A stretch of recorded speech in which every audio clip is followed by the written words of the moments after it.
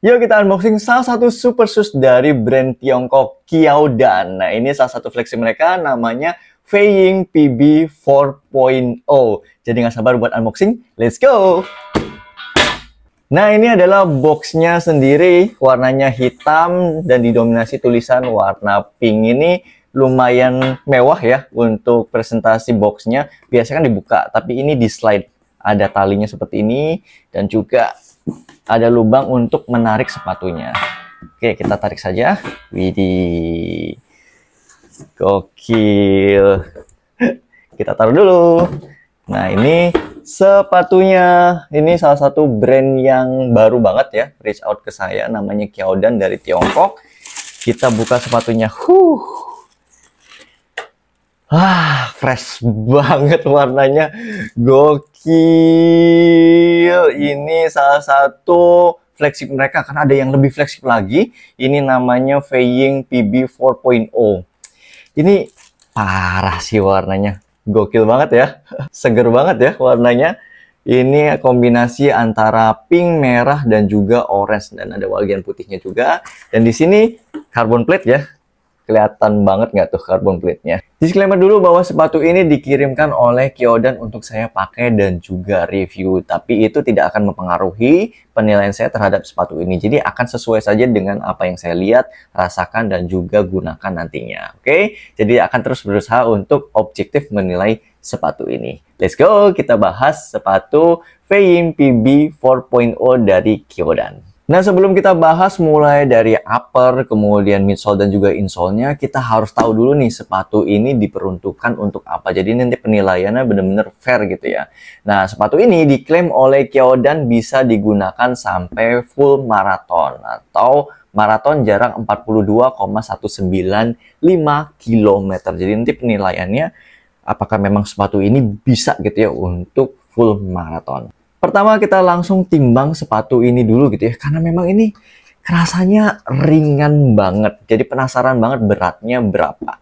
Yuk kita timbang bareng-bareng. Ini beratnya kalau di timbangan saya 210,9 gram. Ini ringan banget sih ya, di bawah 250, bahkan mepet ke 200 gram. Ini di ukuran saya 43. Jadi kalau misalkan ukurannya di bawah 43, bisa jadi ini bisa 200-an atau bahkan di bawah 200 gitu ya. Kalau misalnya ukuran di atas 43 mungkin bisa nambah. Kalau patokan saya, setiap naik atau turun satu nomor itu ditambah atau dikurangi 10 gram. Kurang lebih ya seperti itu biasanya. Untuk uppernya ini kelihatan breathable banget ya. Ini menggunakan upper mesh yang sangat tipis. Nah, di sini banyak lubang-lubang.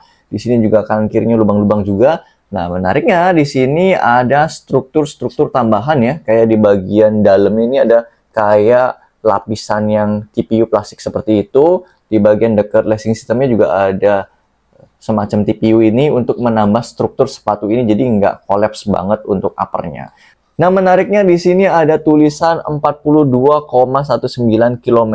Jadi benar-benar diperuntukkan untuk full maraton. Nah, uppernya ini kelihatan adem banget dan kita penasaran banget untuk dicoba gitu ya. Untuk lacing sistemnya sendiri ini lumayan unik ya, nggak standar. Jadi biasanya standar kan ke samping ya. Jadi ini agak naik sedikit.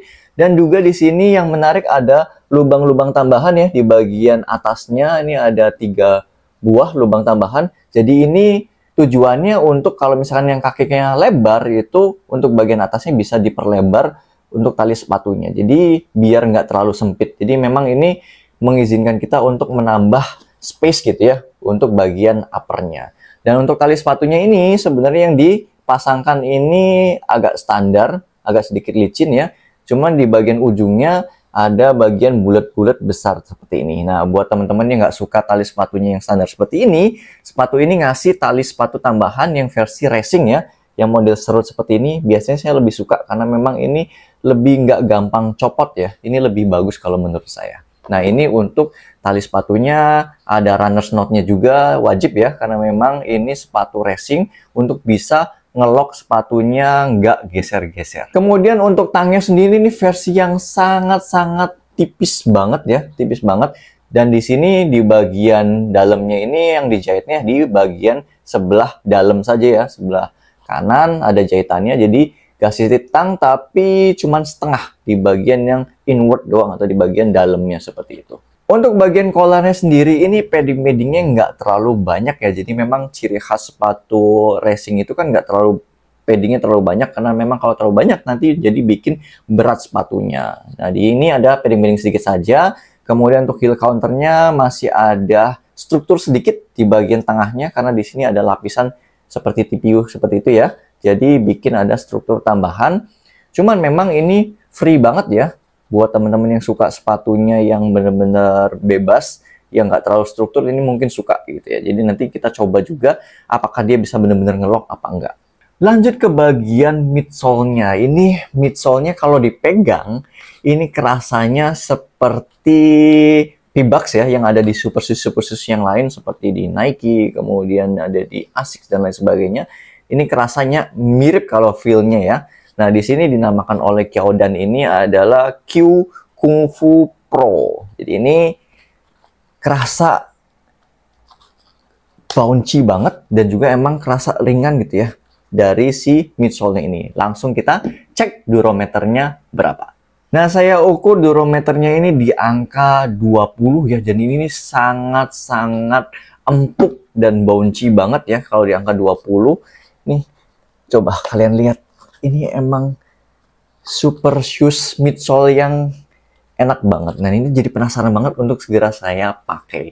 Nah, di sini kalau kalian lihat gitu ya, ada cuttingan ya. Cuttingan seperti ini. Ini adalah tempat dari carbon plate-nya itu sendiri yang ada di sini ya.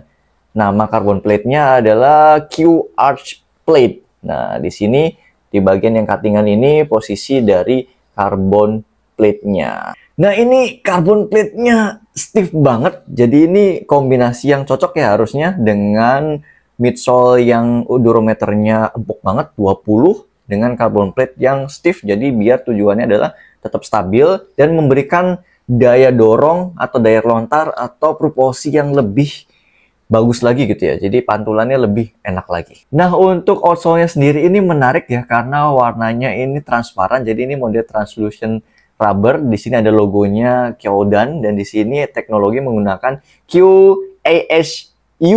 Jadi jangan dibaca langsung ya. Ini QASU gitu ya. Nah, tau lah ya kenapa. Kemudian ini bagian depannya rubbernya lumayan banyak banget dan ini tapi tidak terlalu tebal ya untuk mengurangi berat dari sepatu ini.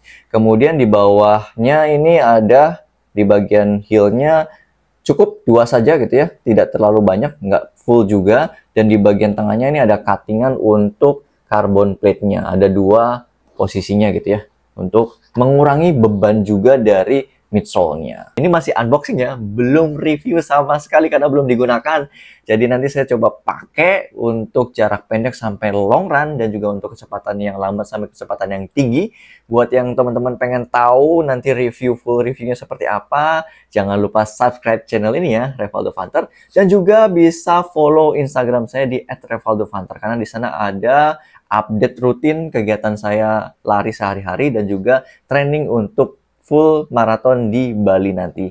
Jadi nanti ini dipakai nggak ya buat event di Bali? Kita coba ya, kalau memang benar-benar enak dan juga cocok di kaki saya, mungkin saya gunakan untuk full maraton di Bali juga nanti. Oke?